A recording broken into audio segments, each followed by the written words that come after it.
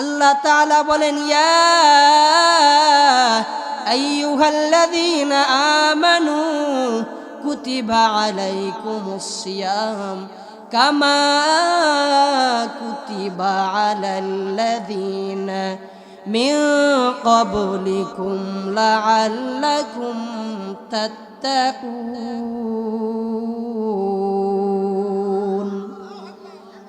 ঈমানদারেরা, রমাদানের মাসে রোজা তোমাদের উপরে কেন ফরজ করা হয়েছে? যেন তোমরা মুত্তাকি হতে পারো। আল্লাহর কাছে মুত্তাকিনদের মর্যাদা অনেক বেশি। সুবহানাল্লাহ বলেন। তাহলে আমাদের কি হতে হবে? মুত্তাকি হতে হবে। আমাদের ঈমানদার হতে হবে, মুত্তাকি হতে হবে, সলিহিন বান্দা হতে হবে। এই রমাদান মাসের রোজা রাখার পরে যে সমস্ত বান্দাগুলো ইফতার সামনে নেয়, ইফতার সামনে নিয়ে ইফতারগুলো নাড়াচাড়া করে আর দোয়া করে, আল্লাহ রাব্বুল আলামিন ফেরেশতাদেরকে বলেন, ফেরেশতার দল, বলো বলো বান্দা ইফতার সামনে নিয়ে এত আইটেমের খাবার, এরপরও বান্দা কেন খাবারে মুখ লাগায় না? খাবারটা কেন মুখে দেয় না? আল্লাহ তো আলিমুল গায়ব, সব কিছু আল্লাহর কাছে সচ্ছল। আল্লাহ তাআলা সব দেখেন, সব জানেন, সব কিছু আল্লাহর সামনে সচ্ছল। আসমান জমিনের মধ্যে যা কিছু হয় আল্লাহর সামনে সব কিছু সচ্ছল। রাতের আধারে বান্দা গুনাহ করে, দুনিয়ার কেউ দেখে না। আপনারা বুঝে থাকলে বলেন, ওই সময় আল্লাহ দেখে না? দেখে না? আল্লাহ দেখে, এ বিশ্বাস আছে? তাহলে তাহাজ্জুদের সময় যে অন্যায় করেছে, যে গুনাহ করেছে, আল্লাহ ওইটাও দেখেছে। দিনের বেলা, রাতের বেলা, অন্ধকারে যেই অন্যায় করেন না কেন, যেই গুনাহ করেন না কেন, আল্লাহ তাআলা সব কিছু জানেন। দুনিয়ার মানুষকে ৯-৬ বুঝানো যায়, কিন্তু আল্লাহর কাছে কি সুযোগ আছে? বলেন, আছে? আল্লাহর কাছে কোনো কিছুই মিথ্যা বলার সুযোগ নেই। সব আল্লাহ তাআলার কাছে সচ্ছল। রমাদানের রোজা রাখার পরে বান্দা যখন ইফতার সামনে নিয়ে এইরকম ফ্রিজের মধ্যে পানি রাখা হয়, বান্দা পানি সামনে নিয়ে বইসা রয়েছে, এরপরে শরবত নিয়ে বইসা রয়েছে, কিন্তু রোজা থাকার পরে পানি, ঠান্ডা পানি, এই দিকে পিপাসায় বান্দা বড় ক্লান্ত হয়ে গিয়েছে, কিন্তু এই দিকে সামনে শরবত রয়েছে, পানি রয়েছে, কিন্তু এখনো পানিটা মুখ লাগাইতে পারে না। আল্লাহ সব দেখেন। আল্লাহ ফেরেশতাদেরকে বলেন, ফেরেশতারা রে, বলো বলো এত আইটেমের খাবার, বান্দা তারপরও কেন খাবারে মুখ লাগায় না? কেন বান্দা খানা খায় না? ফেরেশতারা আল্লাহকে বলে, আল্লাহ এখনো পর্যন্ত হুকুম হয় নাই, এই জন্য আপনার বান্দা বান্দিগুলো খাবার সামনে থাকার পরেও খাইতে পারে নাই। আল্লাহু আকবার বলে। আল্লাহ তো সব জানে। বান্দা ইফতার নিয়ে দোয়া করতেছে, নাড়াচাড়া করতেছে। দুইটি সময় রমাদানে আল্লাহর কাছে দোয়া কবুল হয়ে যায়। সুবহানাল্লাহ বলেন। কয়টি সময়?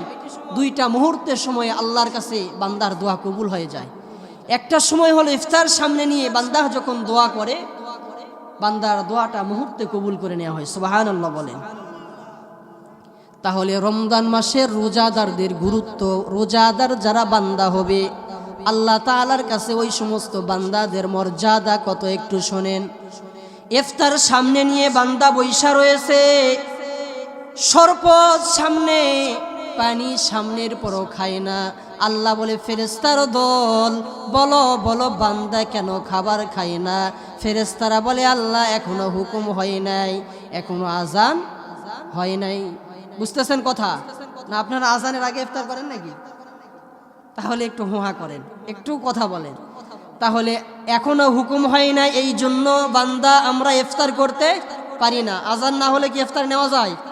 মাগরিবের আজান হয় নাই, এখনো হুকুম হয় নাই, এই জন্য আমরা ইফতার নিতে পারি না, ইফতার খাইতে পারি না। ফেরেশতারা বলে আল্লাহ এখনো হুকুম হয় নাই। আল্লাহ ওই সময় ফেরেশতাদেরকে আবার প্রশ্ন করেন, এ ফেরেশতার দল, বলো বলো বলো, ওই সমস্ত বান্দাগুলো কি আমি আল্লাহকে দেখছে? আল্লাহু আকবার বলে, বলো বলো, ওই বান্দাগুলো যে রোজা রাখলো, ও বান্দাগুলোকে আমি রব, তাদের রব আমি আল্লাহকে দেখছি। ফেরেশতারা বলে না, আল্লাহ তাও দেখে নাই। আল্লাহ আবার প্রশ্ন করেন, এ ফেরেশতার দল, বলো বলো, বান্দা ইফতার সামনে নিয়ে বৈশা রয়েছে, ওই বান্দাগুলো কি আমি আল্লাহর যে জান্নাত বানাইছি ওই জান্নাত কি দেখেছি? ফেরেশতারা বলে না, আল্লাহ জান্নাত দেখে নাই। আল্লাহ আবার বলে, ফেরেশতার দল, বলো বলো, আমি আল্লাহ যে ভয়ঙ্কর জাহান্নাম বানাইছি, আমার ওই বান্দা বান্দিগুলোকে আমি আল্লাহর ভয়ঙ্কর জাহান্নাম দেখেছি। ফেরেশতারা এবার বললেন, না আল্লাহ আপনার জান্নাত দেখে নাই, আপনার জাহান্নামও দেখে নাই। আল্লাহ তাআলা বলেন, আমি আল্লাহ, আমি যে তাদের রব, আমি তাদের মালিক। আমাদের রব কে? আমাদের মালিক কে? আমাদের হায়াতের মালিক কে? মৌতের মালিক কে? সব কিছুর মালিক একজন, বলেন তিনি কে? আল্লাহ তাআলা বলে, ফেরেশতার দল, বলো বলো, ওই বান্দাগুলো আমি আল্লাহর জান্নাত দেখলো না, আমি আল্লাহর জাহান্নাম দেখলো না। আমি যে তাদের রব, বড় মায়া করে আদর করে সৃষ্টি করেছি, এত আদর করে মায়া করে সৃষ্টি করেছি, ও বান্দাগুলো আমি আল্লাহকেও দেখে নাই। এ ফেরেশতার দল, তোমরা সাক্ষী থাকো, যে সমস্ত বান্দাগুলো আমি আল্লাহকে দেখলো না, আমি আল্লাহর জান্নাত দেখলো না, জান্নাতের নাজ নিয়ামত গুলো পর্যন্ত দেখলো না, আমি আল্লাহর যে ভয়ঙ্কর জাহান্নাম, ওই জাহান্নাম গুলোও দেখলো না। ফেরেশতারা তোমরা সাক্ষী থাকো, ও বান্দার জিন্দেগীর তামাম গুনাহগুলো আমি আল্লাহ ক্ষমা করে দিলাম। সুবহানাল্লাহ বলবেন না? জোরে বলেন সুবহানাল্লাহ। তাহলে রোজাদারদেরকে আল্লাহ তাআলা নিজে উপহার দিবেন, নিজে পুরস্কার দিবেন। সুবহানাল্লাহ বলেন। রোজাদারকে আল্লাহ তাআলা বলেন, এ রোজাদার তোমরা আমার, আমি আল্লাহ তোমার। সুবহানাল্লাহ। আল্লাহ যদি কোনো বান্দাকে কোনো কিছু উপহার দেয়, পুরস্কার দেয়, ওটা কি ছোট পুরস্কার হবে? হবে না। মনে করেন বাংলাদেশের প্রধানমন্ত্রী যদি কাউকে কোনো পুরস্কার দেয়, অথবা এমপি সাহেব যদি কোনো পুরস্কার দেয়, ওটা কি ছোট পুরস্কার হতে পারে? হতে পারে না। তাহলে তামাম বিশ্বের যিনি মালিক আমার আল্লাহ, ওই আল্লাহ ওয়াদা করেন, আল্লাহ ঘোষণা করেন, রোজাদার তোমাদেরকে পুরস্কার আমি আল্লাহ নিজে দিব। রোজাদারকে আল্লাহ তাআলা বলেন, রোজাদার তোমরা আমার, আমি আল্লাহ তোমার। সুবহানাল্লাহ। একটা ঘটনা, ছোট্ট একটি উদাহরণ দিলে বোঝা সহজ হবে। একজন বাদশা প্রত্যেক দিন সকালবেলা বাদশার গেটে, বাসার যে গেট আছে না, ওই গেটে 3 জন ফকির আসতো, ভিক্ষুক আসতো, মিসকিন। তো আসার পরে বাদশা প্রতিদিন তাদেরকে যা কিছু পাইতো দিত, দিতে দিতে বিরক্ত ধরে গিয়েছে। একদিন 3 জনকে ডাক দিয়েছে, ভিতরে আসো। তো 3 জন ভিক্ষুককে ভিতরে নিয়েছে বাদশা মশাই। তো নেওয়ার পরে বাদশা এখন বলতেছে যে, বলো তোমাদের কি প্রয়োজন? তোমরা আজকে যা প্রয়োজন তোমরা নিবা, যা চাইবে আমি তাই দিয়ে দিব, কিন্তু শর্ত একটি। কথা বলেন কয়টি? একটি শর্ত। কয়টা? একটা শর্ত। আর ওখানে ফকির মিসকিন ছিল 3 জন। কয়জন? 3 জন। তো বলে ঠিক আছে বাদশাহ নামদার, বলেন কি শর্ত? বলতেছে, তোমরা যা চাইবা তাই পাইবা, কিন্তু শর্ত হলো তোমরা যতদিন বেঁচে থাকবা আর কারো দরজায় যাওয়া যাবে না। কয়টা শর্ত? একটা। যা আজকে চাইবে। কে বলতেছে? বাদশাহ বলতেছে ওই 3 জন ফকিরকে, মিসকিন মুসাফিরকে বলতেছে, যে মুসাফিরেরা তোমাদের কি প্রয়োজন, তোমরা যা চাইবে তাই পাইবে, তবে আমার শর্ত একটি, আর কোনোদিন কারো দরজায় যাইতে পারবা না। এবারে প্রথম নাম্বার যে মুসাফির ছিল তাকে বলতেছে, বলো বলো তোমার কি প্রয়োজন।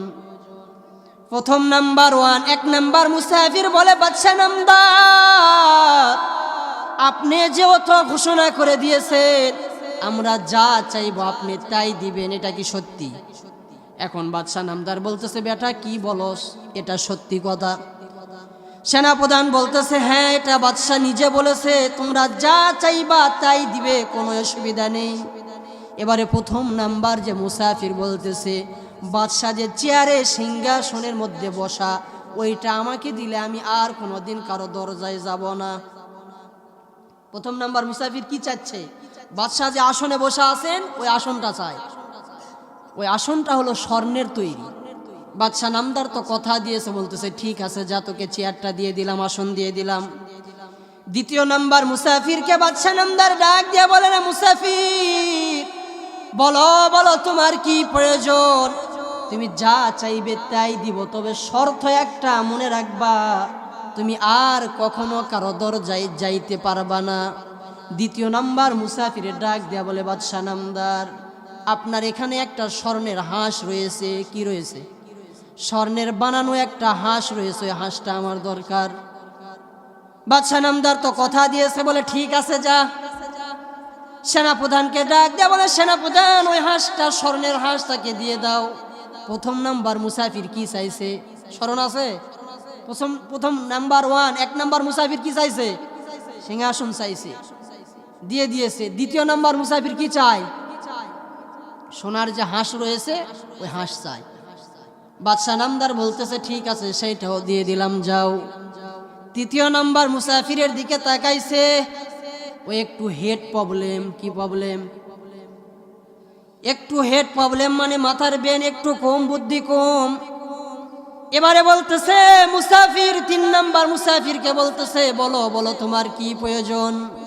3 নাম্বার মুসাফির বলতেছে, বাদশা নামদার, আমার প্রয়োজন হলো আপনাকে, আমার দরকার। কাকে দরকার? বাদশাকে চাই। কাকে চাই? বাদশাকে চাই। বাদশা নামদার বলতেছে, এ মুসাফির, প্রথম নাম্বার মুসাফির চাইলো আমার সিংহাসন যেটা স্বর্ণের দ্বারা তৈরি, ওখান থেকে অল্প অল্প অল্প করে যদি ওই সিংহাসন থেকে অল্প অল্প করে স্বর্ণ বিক্রি করে, ওখান থেকে যে টাকা আসবে তার 14 পুরুষ পর্যন্ত চলতে পারবে, কোনো অসুবিধা নেই। দ্বিতীয় নাম্বার মুসাফির কি চাইছে? স্বর্ণের হাঁস। বাদশা নামদার বলতেছে, মুসাফির, তোমার দ্বিতীয় নাম্বার সাথী যে স্বর্ণের হাঁস চেয়েছে, ওটা থেকে অল্প অল্প করে স্বর্ণ যদি বিক্রি করে, ওখান থেকে যে টাকা আসবে এই মুসাফিরটাও তার জীবন চালাইতে পারবে, তার সন্তানের জীবনও চলবে, কারো দরজায় যাইতে হবে না। কিন্তু তুমি আমাকে নিয়ে কি করবা? তুমি কেন আমাকে চাও? বলতেছে তুমি আমাকে নিয়ে কি করবা? তৃতীয় নাম্বার মুসাফির বলে, বাদশা নামদার, আপনি যে একটা শর্ত দিয়েছেন, একবার যা চাইবে তাই দিবেন আপনি, কিন্তু শর্ত আর কারো দরজায় যাওয়া যাইবে না। বাদশা নামদার ও যে সিংহাসন পাইছে, একদিন তো সিংহাসন শেষ হয়ে যাবে না? যাবে না? বাদশা নামদার বলে, হ্যাঁ বিক্রি করতে করতে একদিন শেষ হয়ে যাবে। বলে, দ্বিতীয় নাম্বার আমার যে সাথী ভাই স্বর্ণের হাঁস নিল, বিক্রি করতে করতে একদিন শেষ হয়ে যাবে না? যাবে না? 3 নাম্বার মুসাফির বাদশাকে প্রশ্ন করে। আল্লাহু আকবার বলেন। বাদশা নামদার বলে, হ্যাঁ এটাও একদিন শেষ হয়ে যাবে। এবার তৃতীয় নাম্বার মুসাফির বাদশাকে প্রশ্ন করে, বাদশা নামদার, তাহলে বলেন, আপনি নিজেই বললেন সব শেষ হয়ে যাবে, কিন্তু আমি কেন আপনাকে চাইলাম? আপনি প্রশ্ন করলেন, এখন বলেন তো, আপনি যদি আমার হয়ে যান, আপনার যে বাকি সম্পত্তি রয়েছে এগুলো তো আমার। আল্লাহু আকবার। তাহলে বাদশা যদি ওই তৃতীয় নাম্বার মুসাফিরের হয়ে যায়, সব সম্পত্তিগুলো ওই মুসাফিরের হয়ে যাইবে। কি বুদ্ধি! আর এটাই তো বাস্তব। আল্লাহ তাআলা এখানে উদাহরণ দিলাম এই জন্য বোঝা সহজ হবে। আল্লাহ তাআলা বলেন, রোজাদার তোমরা আমার, আমি আল্লাহ তোমার। আল্লাহু আকবার। তাহলে বলেন আল্লাহ যদি কোনো বান্দার হয়ে যায়, কিয়ামতের কঠিন ময়দানে জান্নাতের 8টি দরজা খুলে যাইবে, যেই দিক দিয়ে মন চায় সেই দিক দিয়ে প্রবেশ করবে। সুবহানাল্লাহ বলে। আল্লাহ যদি বলে ফেরেশতারা ওই বান্দা আমার, ওর চিন্তা আছে? বুঝেন নাই কথা? চিন্তা আছে? কোনোই চিন্তা নেই, টেনশন নেই। এই জন্য রমাদানের রোজাগুলো আমাদের আদায় করতে হবে, তারাবির নামাজগুলো আদায় করতে হবে। সাহারি খাইবেন, সাহারির মধ্যে বরকত। সুবহানাল্লাহ বলেন। তাহলে রোজাদারের দোয়া আল্লাহ ডাইরেক্ট কবুল করে। সুবহানাল্লাহ বলেন। মানুষ রোজা থাকা অবস্থায় দিনের বেলা খানা খাইতে পারে না, ঠিক কিনা? না আপনারা খান নাকি? তাহলে সবাই বলেন, দিনের বেলা যারা রোজা থাকে তারা কি কোনো কিছু খাইতে পারে? কিন্তু দেখেন রোজা এমন একটা ইবাদত, মনে করেন ওয়াশরুমে ঢুকেছে, গোসলখানায় ঢুকেছে গোসল দেওয়ার জন্য, দুনিয়ার কেউই দেখে না, পিপাসায় বড় ক্লান্ত, ইচ্ছা করলে কিন্তু ওখানে পানি খাইতে পারবে না, পারবে না। কিন্তু রোজা এমন একটা ইবাদত, বান্দা কেউ না দেখলে দেখেন কে। তাহলে এটা শুধু আমাদের বিশ্বাস রমজান মাসে থাকে যে না, কেউ না দেখলে কি, আল্লাহ তো দেখিচ্ছে। রমাদান যেই চলে যায় সে আবার আগের মতো, যা জবর যা, তা জবর তা, আগের মতো আবার যা তা। তাহলে রমাদান যারা রোজা রাখলো, সাহারি খাওয়ার পরে ইফতার পর্যন্ত কোনো কিছু খাইলো না, অন্তরে বিশ্বাস একটা করেছে কি, যে কেউ না দেখলে কে দেখবে ভাই, যে আল্লাহ দেখিচ্ছে। তার রমজান যেই চলে যায়, দিনের বেলা রাতের বেলা যে গুনাহ করে, একবারও বিবেকে, একবারও কি মনের মধ্যে, একবারও কি মাথার মধ্যে ঢোকে না, কেউ দেখে না, দেখেন কে? সবাই বলেন, কেউ দেখে না, দেখেন কে? মানুষ যা কিছু দেখতে পাইলো বা না পাইলো, আল্লাহ সব কিছু দেখতে পান। সুবহানাল্লাহ বলেন। তাহলে আমাদের গুনাহ থেকে দূরে সরে আসতে হবে। রমাদান মাস আল্লাহ তাআলা মুত্তাকিন হতে বলতেছে, সলিহিন বান্দা হতে হবে, ইমানদার, আপনাকে আমাকে ইমানদার বান্দা হতে হবে। রব্বুল আলামিন বলেন, দুনিয়াতে যাওয়ার পরে রবের গোলামি করবা এবং মা বাবার খেদমত করবা। কার খেদমত? যারা যুবক ভাই রয়েছেন গভীর দিলের কানটা খুলিয়ে দেন। মা বাবার খেদমত করতে হবে। রবের ফায়সালা, রবের ঘোষণা হলো মা বাবার খেদমত। আল্লাহ তাআলা পবিত্র কোরআনে ঘোষণা করেছেন, ওয়াকাদা রাব্বুকা আল্লা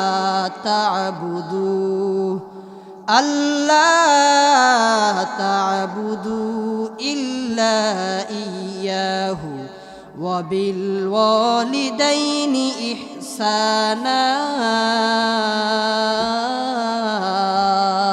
আল্লাহু আকবার বলেন। আল্লাহ তাআলা বলেন, রবের গোলামির পরে মা বাবার খেদমত করতে হবে। ঘোষণাকার